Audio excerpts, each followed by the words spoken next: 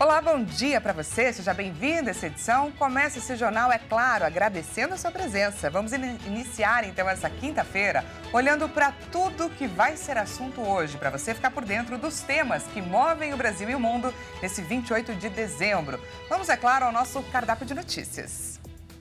Após derrubadas de vetos, Congresso promulga marco temporal e desoneração da folha de pagamento. O governo sanciona com ressalvas lei que acelera o registro de agrotóxicos no Brasil. Em reunião anual, líder norte-coreano Kim Jong-un pede para que sejam acelerados os preparativos de guerra. E ainda, Nicolás Maduro classifica como loucura e desastre o decreto econômico de Milei na Argentina. A gente te conta tudo isso e muito mais a partir de agora. Muito obrigada pela sua presença. Hoje vamos abrir esse jornal daquele nosso jeitinho, dando uma passeada por alguns lugares desse Brasil, conferindo a previsão do tempo. Já adianto que as temperaturas hoje ficam acima dos 30 graus na maior parte dos estados. Então vamos ver como está o tempo agora em Brasília, no Distrito Federal.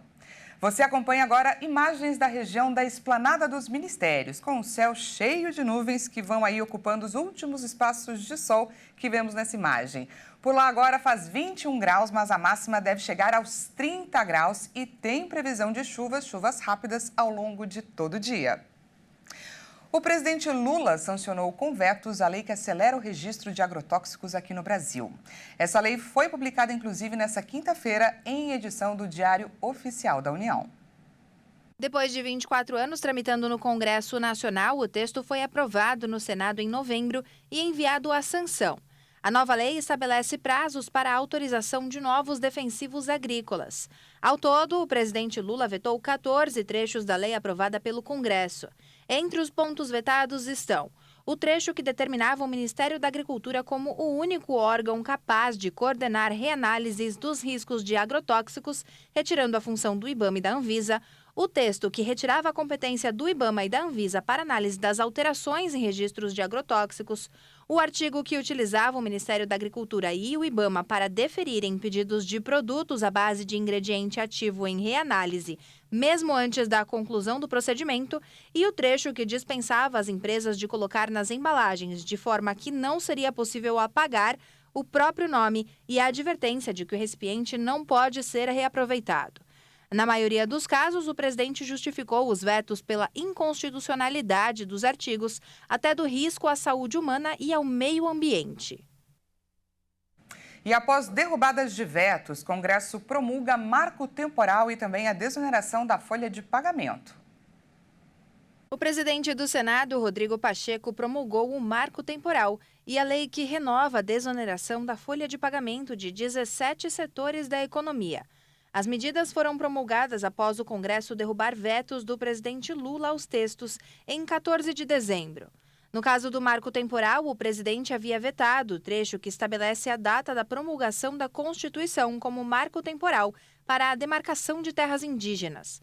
Com a queda do veto, só vão poder ser demarcadas como reservas as terras que já eram ocupadas por indígenas na data da promulgação da Constituição Federal, em 5 de outubro de 1988. Outro veto derrubado está em um trecho que abre brecha para o garimpo, a instalação de equipamentos militares e a expansão de malha viária sem consulta aos povos indígenas ou ao órgão indigenista federal competente. O Congresso também validou outro dispositivo que permite aos povos indígenas firmar contrato para turismo nas áreas demarcadas. Por outro lado, os parlamentares mantiveram os vetos de Lula ao plantio de transgênicos em terras indígenas e a trechos que flexibilizavam o acesso a indígenas isolados. Já em relação à desoneração da folha, o Congresso rejeitou o veto total do presidente Lula ao projeto que renova até 2027 a desoneração da folha de pagamento de 17 setores da economia.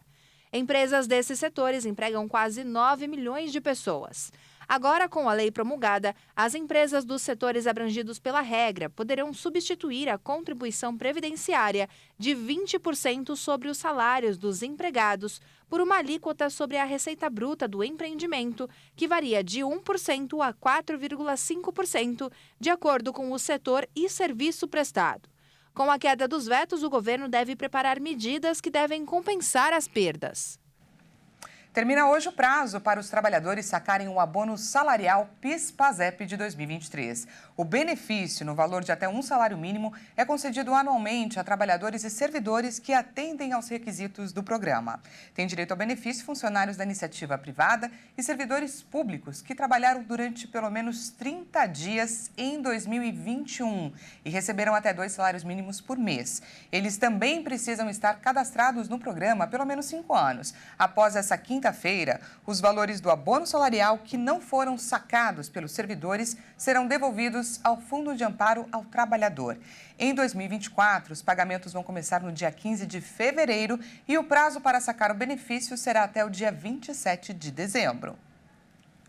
E a economia brasileira deve fechar o ano com um crescimento de 3% no Produto Interno Bruto, um aumento maior do que o projetado no começo do ano. As reformas estruturais, como a tributária e programas de distribuição de renda, podem ajudar a explicar o fortalecimento da economia no país.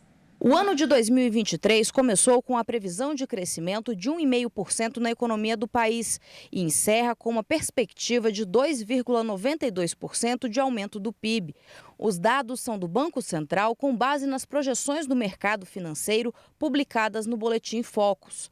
Ao longo do ano, o Ministério da Fazenda também revisou as projeções do PIB. No primeiro boletim macroeconômico de 2023, a expectativa de crescimento para o ano era de 1,61%. E na mais recente publicação, a projeção da equipe econômica do governo federal prevê um aumento de 3% na soma de todas as riquezas do país. Especialistas afirmam que reformas estruturantes melhoram o ambiente de negócios e fazem com que a economia responda positivamente. Além disso, programas de acesso a crédito e distribuição de renda também influenciam do ponto de vista de consumo. A economia brasileira apresentará em 2023 um desempenho superior ao que era a expectativa no início do ano. Esse crescimento maior que o previsto, ele se deve a uma série de fatores. A reforma tributária é um deles, que ela melhora as expectativas, ela implica em uma simplificação da estrutura tributária, isso melhora o ambiente de negócios.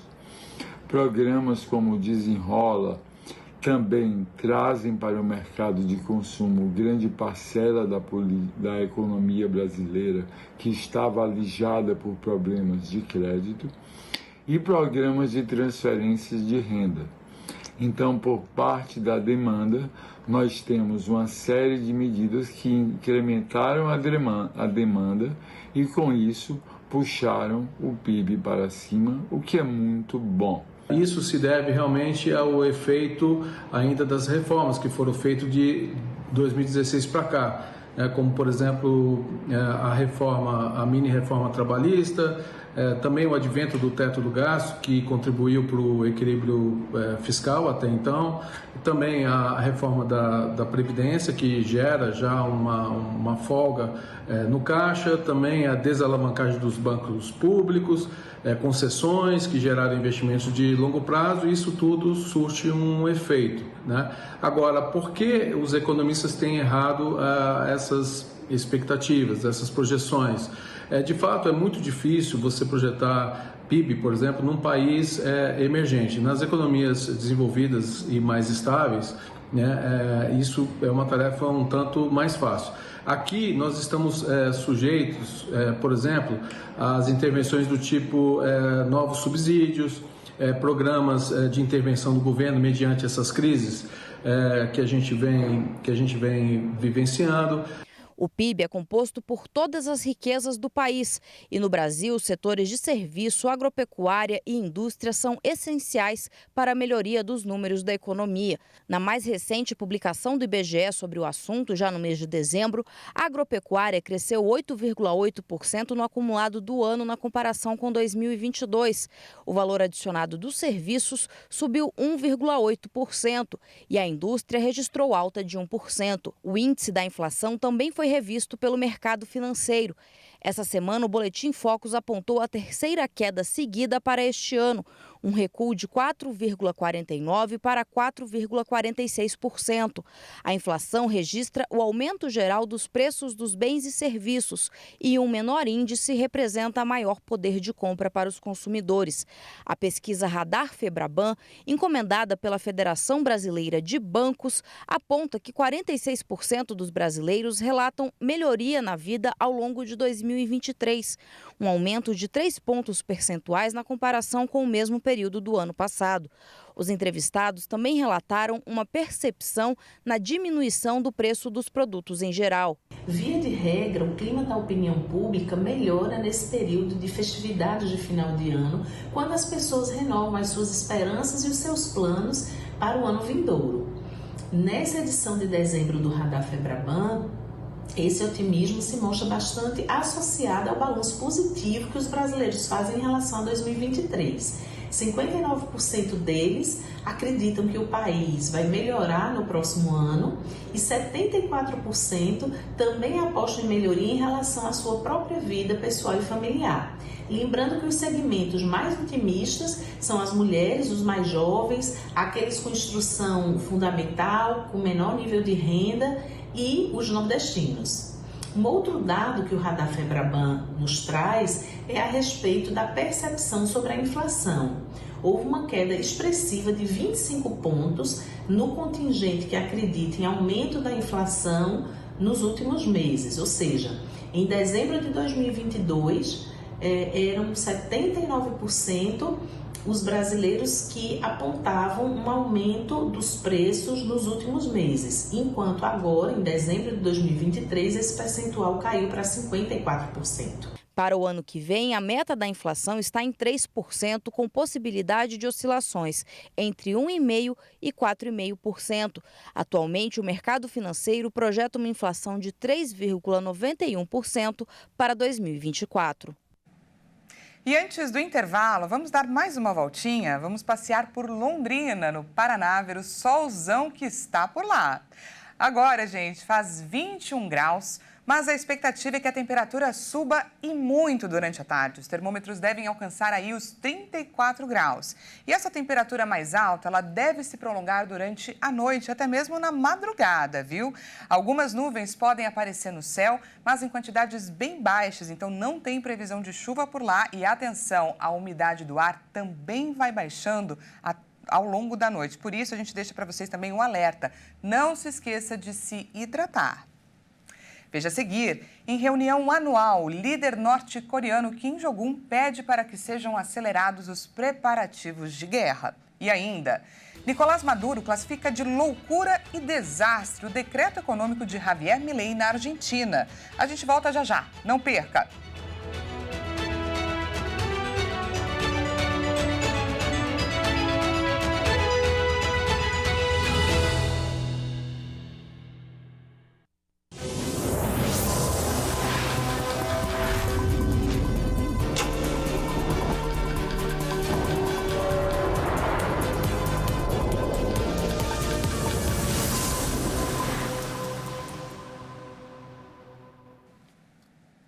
E seja bem-vindo mais uma vez, nós estamos de volta e ao vivo, 8h46 pelo horário de Brasília. Voltamos com os destaques internacionais dessa quinta-feira.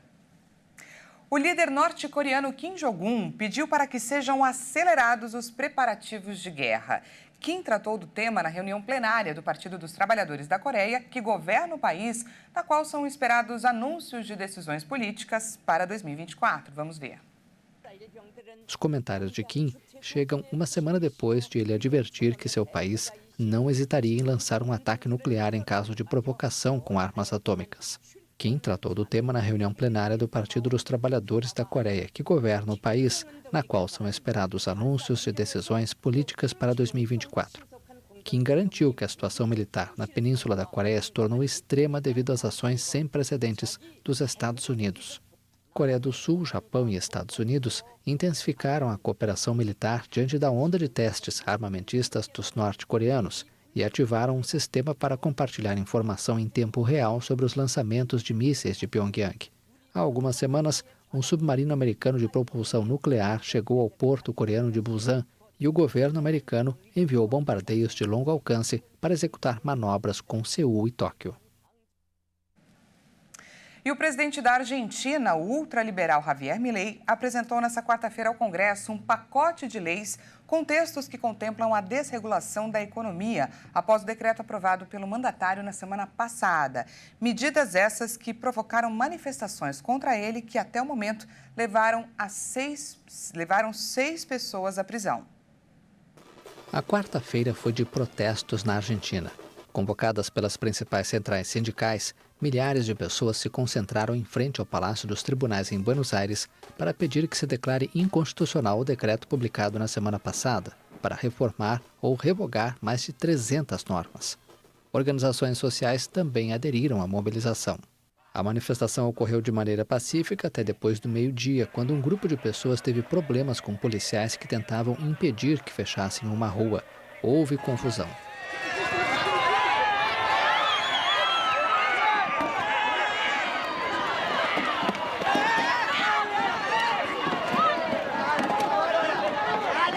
O presidente da Argentina, o ultraliberal Javier Milei, apresentou nesta quarta-feira ao Congresso um pacote de leis que contemplam a desregulamentação da economia após o decreto presidencial aprovado pelo mandatário na semana passada.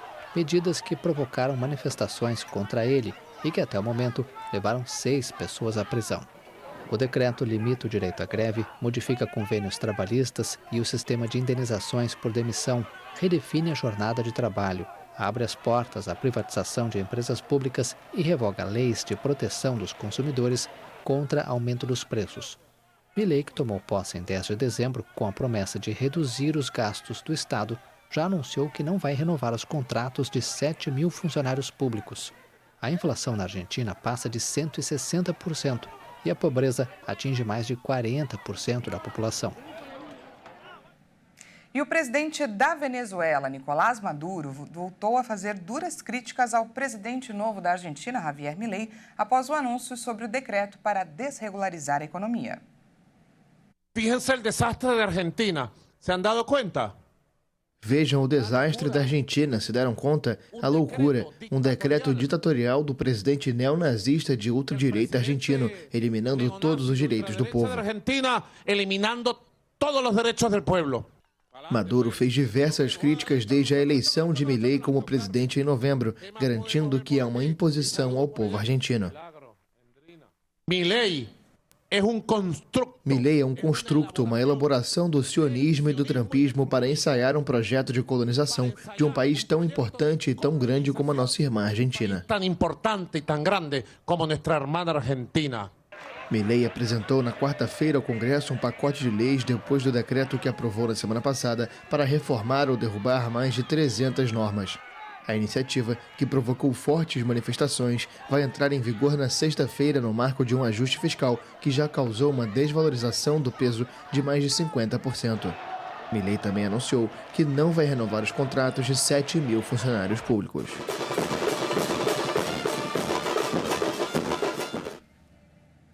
Forças de segurança populares entraram em confronto nesta quarta-feira em Kinshasa, capital da República Democrática do Congo.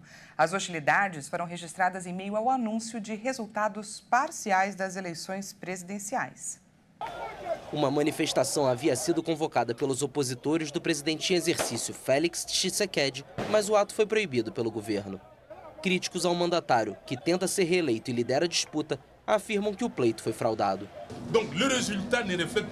O resultado não reflete a campanha. Encheram as urnas. Ele precisava dessa pausa para que a noite pudesse encher as urnas. A votação na última semana foi afetada por graves problemas logísticos, com grandes atrasos em todo o país. A comissão eleitoral não conseguiu enviar o material no tempo adequado para todos os centros de votação antes do horário marcado para o início da votação. Em alguns casos, as sessões de votação nem chegaram a abrir e muitas pessoas não conseguiram depositar a cédula nas urnas. A votação foi estendida para um segundo dia e, em algumas áreas remotas, até o Natal. Os resultados parciais divulgados pela Comissão Eleitoral mostram o presidente em exercício bem à frente, com cerca de 79% dos quase 9 milhões de votos contados até o momento. Antes de encerrar essa edição, vamos rapidamente viajar para Cuiabá, dar uma olhada no tempo em Mato Grosso.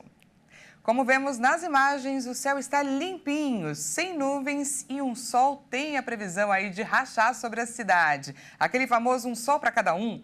A temperatura por lá agora é de 28 graus e deve subir bastante, viu? A expectativa é de que os termômetros cheguem aos 38 graus e olha só, não tem previsão de chuva por lá também.